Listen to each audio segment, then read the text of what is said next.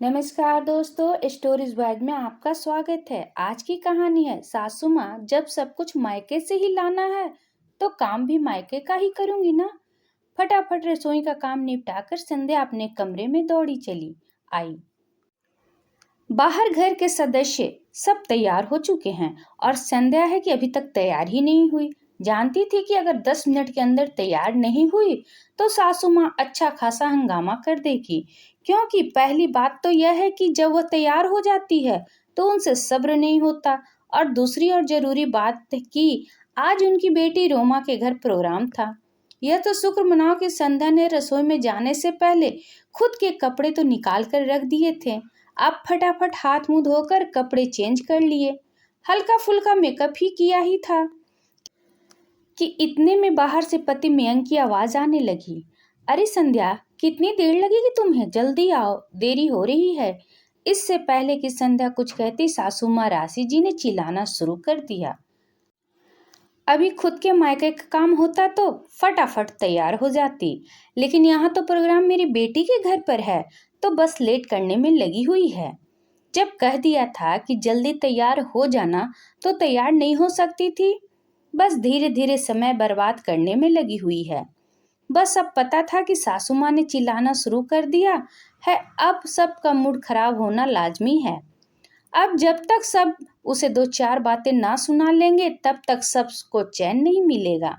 खैर, संध्या फटाफट अपने सैंडल पहनने लगी तो ये क्या, सैंडल ही टूट गए। अब उसके पास तो पहनने के लिए कुछ भी नहीं। आखिर मयंक चिल्लाता हुआ कमरे में आया। क्या है संध्या, तुम अभी तक तैयार नहीं हुई हो? सब बाहर तुम्हारा इंतजार कर रहे हैं। बेचारी रोमा भी वहां हम लोगों का इंतजार कर रही होगी। उसे देखकर संध्या ने अपने टूटे हुए सैंडल दिखाते हुए कहा, मैं क्या करूं मयंक जी, मेरे सैंडल ही टूट गए और मेरे पास दूसरी भी नहीं है। हे भगवान, तुम इतनी लापरवाह कैसे हो सकती हो? एक और जोड़ी एक्स्ट्रा में नहीं रख सकती हो? जाकर देखो मम्मी की कोई सैंडल रखी हो तो वो पहन लो। पर मम्मी जी के सैंडल मुझे कैसे आएंगे? मम्मी जी के पैर मुझसे छोटे हैं। संध्या ने भी धीरे से कहा। इतने में सासू माँ भी दनदनाती हुई कमरे में आ गई और चिल्लाते हुए बोली, अरे चलना नहीं है क्या तुम दोनों को? देर हो रही है। फिर संध्या के हाथ में टूटे हुए सैंडल देखकर चिल्लाते हुए बोली, बस शुरू हो गया इसका तमाशा। कभी एक दिन भी ऐसा गया है कि जब कहीं जाना हो और इसने तमाशा शुरू ना किया हो? अब शुभ काम में जा रहे हैं तो तोड़ फोड़ मचा रखी है। यहाँ मेरे नवासे का जन्मदिन है और ये कामचोर सामने ये टूटी हुई चप्पल लेकर आ गई।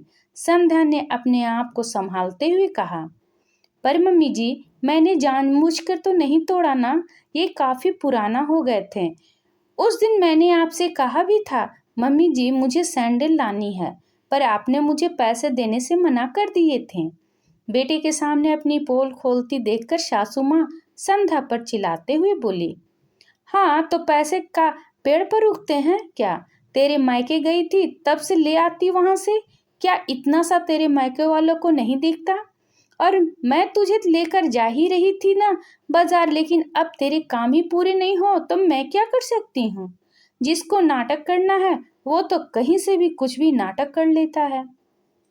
मयंक ने बात संभालते हुए कहा, पर अब क्या करें मम्मी, एक काम करते हैं, रास्ते में से नए सैंडल दिला देंगे। मयंक की बात सुनकर वो जोर से चिल्लाई, हाँ हम तो फालतू बैठे हैं, अब समय व्यर्थ नहीं होगा, रहने दे इसे यहीं पर। जब घर में अकेली रहेगी तो अक्ल ठिकाने आ जाएगी। पर मम्मी, मयंक इससे पहले कुछ कहता उसके फोन पर रोमा का फोन आने लगा, जिसे देखकर सासू माँ ने कहा, जरूर रोमा का ही फोन होगा, उसे क्यों उसके ससुराल में शर्मिंदा कर रहे होंगे। चलो जल्दी, रहने दो इसे घर पर। मयंक भी ज्यादा कुछ कह न पाया और संध्या को घर पर ही छोड़कर सब लोग रवाना हो गए। संध्या की आंखों में आंसू आ गए। शादी को 2 साल हो गए, पर हर छोटी चीज के लिए वो मोहताज हो जाती है, या यूं कहे मोहताज कर दी जाती है।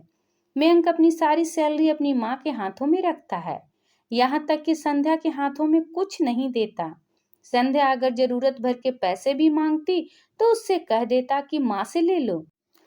और इधर सासू माँ और भी महान। संध्या जब जरूरत पड़ने पर पैसे मांगती तो सासू माँ का जवाब होता कि अपने मायके वाले से ले लो, मेरे पास फालतू पैसे खर्च करने के लिए नहीं है। सोचते सोचते ही संध्या की आंखों से आंसू बहे जा रहे थे। आज सिर्फ एक चप्पल के कारण उसे ये लोग घर छोड़कर चले गए। अब क्या अपनी चप्पल लेने भी वो मायके जाएगी। खैर, जैसे तैसे रात निकली। संध्या ने किसी से कोई बात नहीं की। दूसरे दिन सुबह के 8 बज गए, लेकिन किसी को चाय नसीब तक नहीं हुई। आखिर सासू माँ को चाय नहीं मिली तो वे आज बाहर आकर चिल्लाने लगी, आज चाय मिलेगी कि नहीं, पता नहीं कहाँ चली गई कामचोर। किस्मत खराब है मेरी जो ऐसी बहू मेरे पल्ले पड़ी है। थोड़ी देर बाद संध्या अपने कमरे से तैयार होकर बैग लेकर बाहर निकली तो उसे देखकर सासू माँ बोली, ये सुबह सुबह कहाँ बन ठन के निकली, अभी तक तो हमने चाय भी नहीं पी, घर का काम कौन करेगा। सासू माँ की बात सुनकर संध्या मुस्कुराकर बोली, सासू माँ, अपने मायके जा रही हूँ नई चप्पल लेने के लिए। उसकी बात सुनकर सासू माँ तमतमाते हुए बोली, जहाँ जाना है वहां जा, पर पहले घर का काम करके जा, चाय नाश्ता तैयार करके जा। ऐसा है सासू माँ की, जब सब कुछ मुझे मेरे मायके वालों से ही लेना है तो काम भी मायके वालों का ही करूंगी ना। अब आप लोगों की तो औकात नहीं है तो चप्पल खरीदने उन्हीं के पास जाना पड़ेगा। आपका घर आप लोग कीजिए। अपने घर का काम सासू माँ ने गुस्से में मयंक की तरफ देखा तो मयंक भी नजरें झुकाकर बैठा हुआ था। अरे तू कुछ बोलता क्यों नहीं है। क्या बोलूं मैं तो कल भी कुछ नहीं बोला था, आज भी कुछ नहीं बोलूंगा। मुझे तो संध्या का कहना भी गलत नहीं लग रहा है, मयंक ने कहा। तो सासू माँ उसे डांटते हुए बोले, तो तुझे तेरी माँ ही गलत लग रही है। नहीं माँ, आप भी गलत नहीं है, गलत तो मैं हूँ। मैं ये भूल गया था, शादीशुदा हूँ। मेरी पत्नी को भी खर्चों के लिए पैसों की जरूरत पड़ती होगी तो कुछ खर्चा उसके हाथ में भी दे देना चाहिए था, पर नहीं, नालायक सारी सैलरी आपके हाथ में ला कर दे देता था। पर अब नहीं, अब मैं सारी सैलरी आपके हाथ में देने की जगह कुछ खर्चा संध्या के हाथ में जरूर दूंगा, ताकि उसे कोई भी सामान खरीदने के लिए मायके का मुंह देखना न पड़े।